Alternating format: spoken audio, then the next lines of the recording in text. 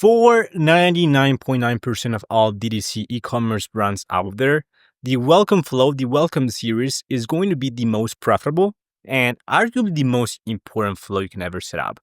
So that's why in today's video, I'm going to break down exactly what strategy to utilize to make sure your welcome series generates as much revenue as possible, converts as many subscribers into paying customers. So yeah, this is the ultimate welcome series for maximum profits, okay?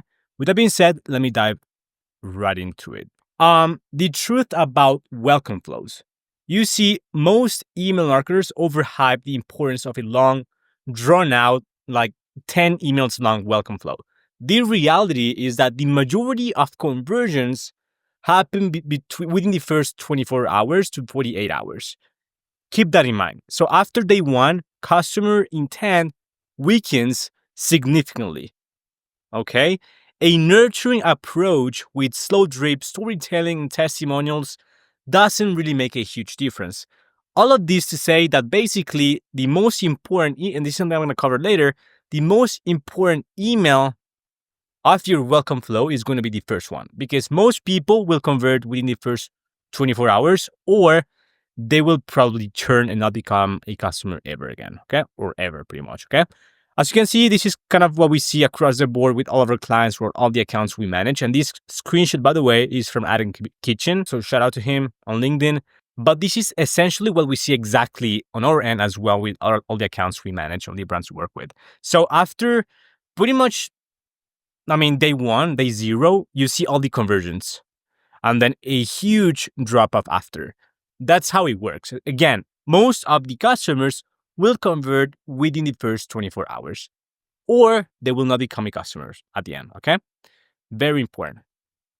So yeah, this means the first email matters more than anything else. If your welcome flow is not converting, the real issue is not your email strategy in most cases. It's your website messaging or front-end offer, the one you promote, for example, on your sign-up form, on your pop-up. So key takeaway here, your welcome flow should focus on capturing high-intent buyers quickly before they bounce to Amazon or another competitor. So again, that first email, those two first emails are extremely, extremely important. Okay, so 3 high-impact priorities for this flow right here. First one is, again, instead of obsessing over the perfect welcome flow, focus on what actually moves needle. So that meaning, optimize email number 1, really important. This email will generate most of your conversions. Test, A/B test the subject line, offer, and CTA relentlessly, really important. Test your pop-up. A high converting pop-up sign-up form directly impacts how many people enter your flow. So A/B test offers, messaging, triggers, and eventually design and copy as well. And thirdly, really important is collect zero-party data. Gathering small insights at the sign-up level, so at your pop-up level, helps personalize emails and boost engagement.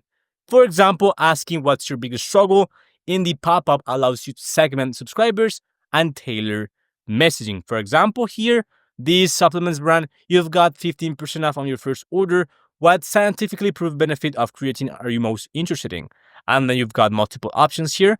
And then, of course, they will tailor the welcome series accordingly so that the copy and the messaging, the offer as well, potentially resonates more with my what I chose here, essentially, okay? So this is kind of the optimal welcome flow structure that we've tested across the board. But again, keeping in mind that that first email is the most important one by far. So email number 1, obviously, welcome plus incentive offer in the pop-up. So don't overcomplicate this first email. It's made to convey the discount code ASAP. So that's why I mentioned before, A/B test potentially small elements within that email, but mostly the offers as well. Okay, so quick example here. Welcome to the rest of your life. And then quick copy, get 10% off, etc., etc. Some USPs here. And then a guarantee, which of course will boost conversions quite a lot, okay? Second email is meet the team founders. You can talk about brand missions, value stories, and then also highlight your USPs, unique selling points, what makes your brand different, and what to expect from you with this in this newsletter as well. Another example here from Camly, a baby massager brand. And then, yeah, very simple. Third email, social proof email. So goal here is to get people over the line. So testimonials, success stories, PR awards, influence collaborations. If you collected zero-party data, which hopefully you did, you can set up conditional splits at this stage to further personalize, okay? Yeah, a testimonial compilation type email. Fourth, product information. You can showcase the best sellers. You can dive into the USPs again. But again, I really wanna focus on this first email. Again, this is by far the most important one. I really want you to focus on that first email because most customers will convert within the first, or prospects will convert within the first 24 hours, or else they will not convert at all. Okay. So yeah, fourth email, sorry. So what I said, email 5, last chance for incentive plus FAQs or objection handling. This is why a dynamic code is important. So this is I did mention before, but we typically use dynamic codes at the welcome series level, right? So by dynamic, I mean unique code, because that way at the end, you can use some urgency. If your welcome code is like welcome 10 for 10% off, then people know it's not going to expire. So it doesn't make any, I mean, most people know it's not going to expire. So the urgency is not really there. However, if your code is welcome 5, 6, 7, GKL, whatever, then at that point, they know it's unique. Or you can trick them into using that code, but it is just a static code.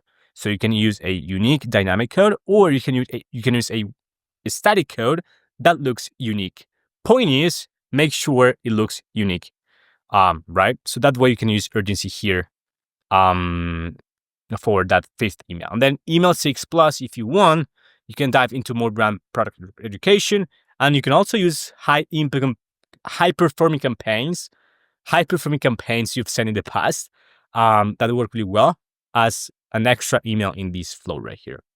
All right. Now, I want to dive into the common welcome flow mistakes I see all the time from all the audits I do every single week of other brands I audit. First one is smart sending is on. You see at the flow level, you can actually, let me show you an example real quick. So this is a welcome flow. If I click here and then I go down here, so here, skip recently emailed profiles. Sometimes some brands have these toggled, which means a lot of people will not receive this first email, which is again critical, right? So make sure this is not turned on in any of your emails, of your flows, essentially, really important. Second is double opt-in is on at the pop-up level. So this creates unnecessary friction and reduces sign-up. So this is when, for example, you sign up to a newsletter and then you receive an email confirmation. If you don't confirm your subscription, then you're not signed up. And then lots of brands actually have this on, and then I can guarantee it reduces your sign-up rates by like 50%, right? So how to turn it off? If it is on, go to your Klaviyo account here, and then go to your audience, list and segments. Click on whatever list is connected to your pop-up. I don't know. This right here, whatever. And then go to settings, consent. And then here, in this case, this is an SMS list. I mean, it doesn't make a huge difference, but yeah, in this case, it is activated. Double opt-in is on. So make sure you toggle single opt-in for the email list that's connected to your sign-up form, okay? Really, really important. And this is a huge mistake I see all the time. Third one is not having urgency. If there's no time-sensitive incentive, people delay the purchase. And that's why I mentioned before, it's kind of ideal to use a unique code, at least one that looks unique, so that you can use urgency there. Another one is not tagging people in the flow to exclude them from your campaigns. If they're going through the welcome flow, there's no point in sending them, in most cases, weekly campaigns, broadcast campaigns. So make sure you tag them when they enter the welcome series, and then that way you can create a segment around that, and then you can exclude them from your campaigns. Finally, lack of personalization is a big one as well. Failing to leverage zero-party data makes emails feel generic. So make sure you collect zero-party data, and then you utilize the data that you actually collected. All right. So hopefully you found value in this video right here. So this is kind of the structure, the concepts we actually utilize pretty much for all of our clients to make sure the welcome series performs at its best, because again, is by far the most important flow you can ever set up.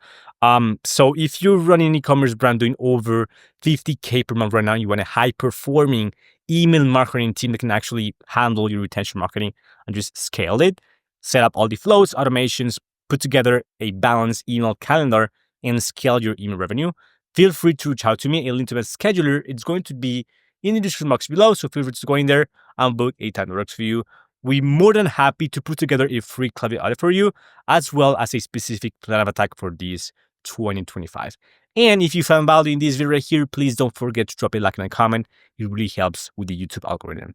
So yeah, with that being said, thank you so much for watching. I'll see you in the next one. Bye-bye.